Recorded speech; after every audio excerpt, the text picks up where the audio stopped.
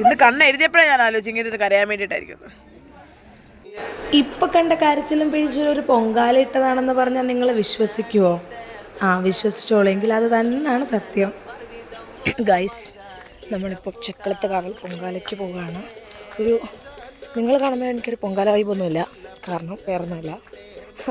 ഞാൻ രാവിലെ ഒന്ന് സാരി ഉടുക്കാൻ നോക്കി, നടന്നില്ല. ഉടുത്തിട്ട് എനിക്ക് അങ്ങോട്ട് ഒത്തില്ല എൻ്റെ സൗന്ദര്യത്തിന്. അതുകൊണ്ട് ഞാൻ മാറ്റി ഞാനൊരു ക്യാഷ്വൽ വെയറാണ് ഞാനിപ്പോൾ ഇട്ടേക്കുന്നത്. ഒരു പിച്ചക്കാര് പോകുന്ന പോലെയാണ് ഞാനിപ്പോൾ പോകുന്നത്. അപ്പോൾ നമ്മൾ 3 മണിക്ക് ആരാണ്ടയോ ഇതാക്കാൻ വേണ്ടി പോകുന്നു. നിർമാല്യം എന്നൊക്കെ ആരൊക്കെയോ പറഞ്ഞിട്ടുണ്ടായിരുന്നു. ഒന്നും നടന്നില്ല ഗൈസ്, ഒന്നും നടന്നില്ല. നമ്മൾ എഴുന്നേറ്റ് അലാറം കിട്ടിയില്ല, അലാറം അടിച്ചില്ല. ഞങ്ങൾ എഴുന്നേറ്റ് തന്നെ ഏകദേശം 5 മണിക്കാണ് ഗൈസ്.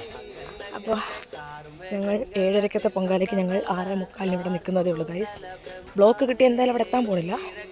ഞങ്ങൾക്ക് എന്തായാലും അടുപ്പ് പിടിച്ചിടുന്നുള്ള സന്തോഷത്തിൽ ഞങ്ങൾ പോകേണ്ട ഗൈസ്. അപ്പോൾ പോയിട്ട് വരാം, ബൈ ബൈ. അതൊന്ന് വെക്കാമോ? കയറി പാപ്പ നോക്കി നിൽക്കുന്നു, അല്ലെങ്കിൽ താമസിച്ചു പോയി.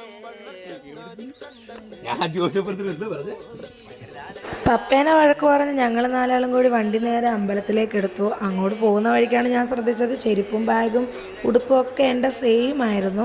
കോയിൻസിഡൻസ് മാത്രം. ഇനി അങ്ങോട്ട് പോയ വഴിയിൽ ഇതാ നോക്കിയേ, അമ്മേ ഇത് പൊട്ടിയാ ഇതിൻ്റെ പൈസ വേറൊന്നത്തിൻ്റെ പൈസ കൊണ്ട് ഞാൻ പോയ വഴിക്ക് തന്നെ പൊങ്കാല ഇടാനുള്ള കലം ഞങ്ങൾക്ക് 3 പേർക്കും ഓരോന്ന് വീതം ഞങ്ങൾ വാങ്ങിച്ച വണ്ടിയിൽ തന്നെ വെച്ചു. Hello, good morning. കണ്ണ് ഞാൻ എഴുതിയിട്ടുണ്ട്, എന്തിനാണെന്ന് എനിക്കറിയില്ല. കാരണം ഇപ്പം പുകഞ്ഞ കണ്ണിക്കൂടെ എന്തായാലും. എടത്വാ പള്ളിയിൽ കയറി നേർച്ച ഇട്ടിട്ടാണ് ഞങ്ങൾ ചക്കുളത്ത് കാവിലമ്മയ്ക്ക് പൊങ്കാലയ്ക്ക് പോയത്. ഞങ്ങൾ വിളിപ്പുറത്തുണ്ട് എന്ന് ഞങ്ങൾക്ക് തോന്നലുള്ള കുറച്ച് ദൈവങ്ങളുണ്ട്. അതിൽ പെടുന്നതാണ് കേട്ടോ നമ്മുടെ എടത്വാ പള്ളിയിലും പിന്നെ അതേപോലെ ചക്കുളത്ത് കാവമ്മയൊക്കെ. പിന്നെ നമ്മുടെ എടത്വ ഇറങ്ങിയപ്പോൾ തൊട്ട് അടുപ്പുകൾ കൂട്ടിയിട്ടുണ്ട് ആൾക്കാർ. പല സ്ഥലത്തുനിന്ന് വന്ന പല ദേശക്കാർ ഇവിടെ അടുപ്പൊക്കെ കൂട്ടി റെഡി ആയിട്ടിരിക്കുകയാണ്.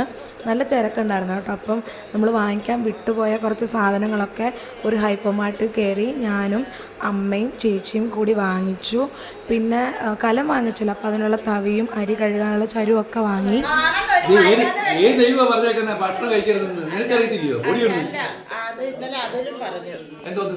എന്താ പറഞ്ഞ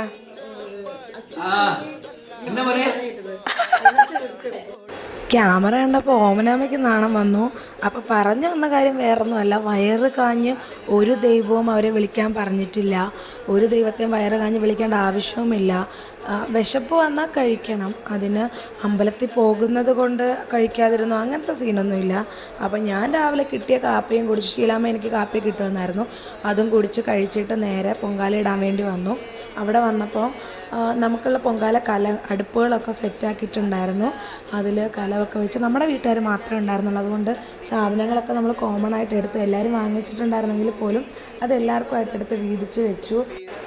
വാവച്ചനും അമ്മമ്മയൊക്കെ ഉള്ളത് കൊണ്ടാണ് നമ്മൾ അമ്പലത്തിൻ്റെ പാലം ഇറങ്ങി അകത്തോട്ടുള്ള ഒരു വഴിയിലേക്ക് നമ്മൾ പൊങ്കാല കലങ്ങളൊക്കെ അടുപ്പിച്ചത്. പിന്നെ ഇത് ചിറ്റയും ചേച്ചി ഇരുന്ന് പൂ കെട്ടുമായിരുന്നു. കരത്തിൽ ചുറ്റാനുള്ള പൂ ഇവർ തന്നെ കെട്ടിത്തരുമായിരുന്നു. അത്യാവശ്യം നമ്മൾ വീട്ടിൽ നിന്ന് കൊണ്ടുവന്ന പൂക്കളൊക്കെ തന്നെ ആയിരുന്നു കേട്ടോ കരത്തിൽ കെട്ടിയത്. അപ്പോൾ നമ്മുടെ വീട്ടുകാർ മാത്രം ഉണ്ടായിരുന്നെന്ന് ഞാൻ പറഞ്ഞായിരുന്നല്ലോ. അപ്പോൾ എല്ലാവർക്കും ഉള്ള കലങ്ങൾ നമ്മൾ കെട്ടി അടുപ്പ് കത്തിച്ച് പുകയുടെ ആദ്യത്തെ അണു തുടങ്ങിയപ്പോൾ തന്നെ എൻ്റെ കണ്ണ് നിറയാൻ തുടങ്ങി. ഞാൻ ഒട്ടും പുക സഹിക്കുന്ന ഒരാളേ അല്ല. ഈ ഒരു കരച്ചിൽ ഞാൻ പ്രതീക്ഷിച്ചിരുന്നു, പക്ഷെ ഇത്രയും കരയും അല്ലെങ്കിൽ നീറുമെന്നൊന്നും ഞാൻ പ്രതീക്ഷിച്ചില്ല. കാരണം എനിക്ക് എന്നെ തന്നെ കൺട്രോൾ ചെയ്യാൻ പറ്റാത്ത രീതിയിൽ അത്രയേറെ എൻ്റെ കണ്ണിൽ കൂടി വെള്ളം വന്നു. കാരണം വേറൊന്നുമല്ല, പുക, അടുപ്പിൻ്റെ പുകയായിരുന്നു, നന്നായിട്ട് കത്തുന്നുണ്ടായിരുന്നില്ല.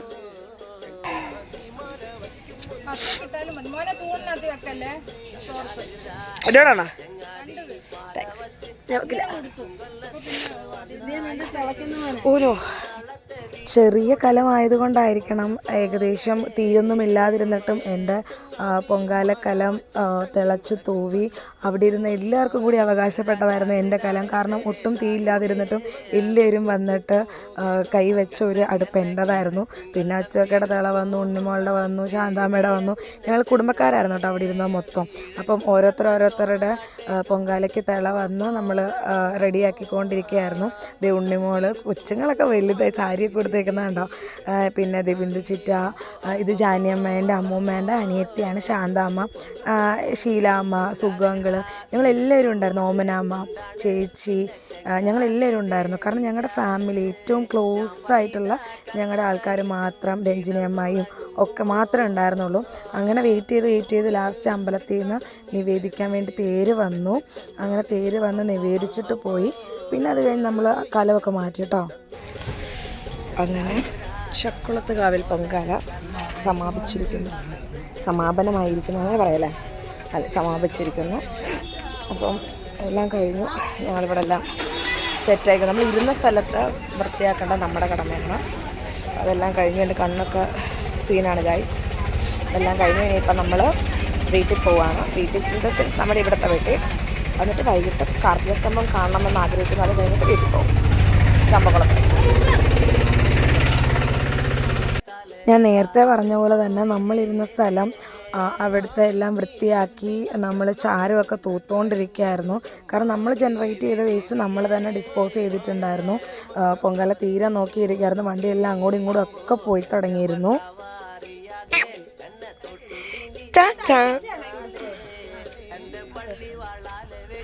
തിരിച്ചു വരുന്ന വഴി ബ്ലോക്കും കാര്യങ്ങളൊക്കെ പ്രതീക്ഷിച്ചാണ് ഞങ്ങൾ ഇറങ്ങിയത്. അതുകൊണ്ട് തന്നെ ഒരു 3-3:30-4 മണിയോടകം നമ്മൾ വെയിറ്റ് ചെയ്തു. നല്ല തിരക്കുണ്ടായിരുന്നു അത്യാവശ്യം. ഈ പോലീസുകാരെയൊക്കെ സമ്മതിക്കേണ്ടത് തന്നെയാണ്. കാരണം അവർ അന്നത്തെ ഒരു ദിവസം രാവിലെ തൊട്ട് നല്ല രീതിയിൽ അവർ പ്രവർത്തിച്ചിട്ടുണ്ടായിരുന്നു ഈ ട്രാഫിക്കും കാര്യങ്ങളും ഒക്കെ കൺട്രോൾ ചെയ്യാൻ. എന്തായാലും ഈ വർഷത്തെ പൊങ്കാല എനിക്ക് അത്രയേറെ പ്രിയപ്പെട്ടതായിരുന്നു. കാരണം മനസ്സിൽ ആഗ്രഹിച്ച കുറേ കാര്യങ്ങൾക്ക് വേണ്ടിയിട്ടായിരുന്നു എൻ്റെ ഈ വർഷത്തെ പൊങ്കാല. മനസ്സറിഞ്ഞ അമ്മയ്ക്ക് ഒരു പൊങ്കാല നീതിക്കാൻ പറ്റി അത്രയേറെ ഭാഗ്യം. അത്രയേറെ പ്രിയപ്പെട്ടവരുടെ കൂടെ ആയിരുന്നു പൊങ്കാല എന്നായിരുന്നു ഏറ്റവും ഹൈലൈറ്റ്. അപ്പോൾ ഇത്രയേ ഉള്ളൂ. Tata bye bye, thank you.